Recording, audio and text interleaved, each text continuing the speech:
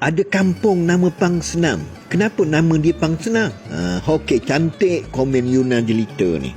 Sekarang kita berada di wilayah kampung Pang Senam dalam misi untuk membongkar asal-usul kampungnya. Kampung ini terletak kira-kira 5 km dari Bandar Temerloh menghala arah Kerbera. Dulu-dulu Pang Senam ni terkenal dengan pusat pengajian agama, Pondok Diniah namanya. Namun hari ini Pang Senam lebih masyhur sebagai pusat jualan ikan-ikan Sungai Pahang Ori serta patin sangkai. Saya menemui Encik Rahim untuk mendapatkan cerita asal-usul kampung Pang Senam. Dia sebab nama kampung Pang Senam tu? Durian lah. Durian tu pangsa dia 6.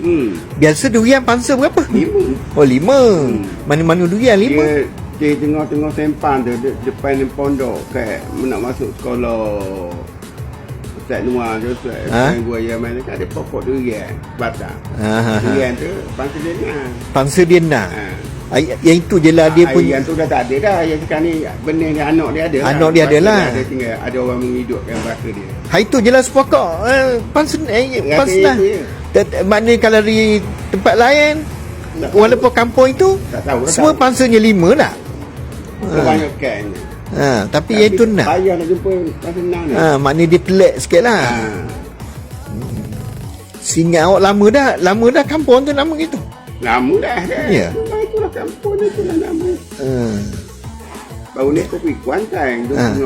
Baru-baru jumpa dengan orang pekan. Orang ni pengkaji sejarah. Dia tanya dalam mana Pang Senam. Dia tahu.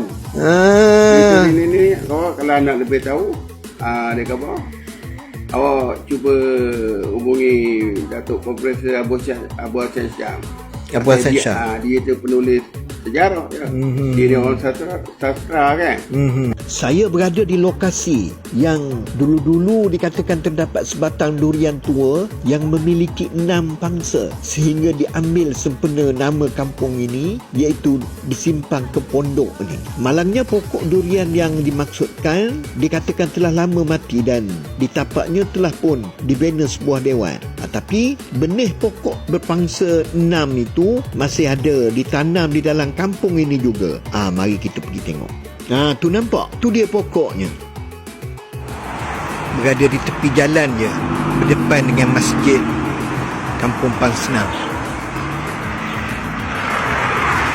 Inilah dia benih pokok durian yang ada pangsa 6.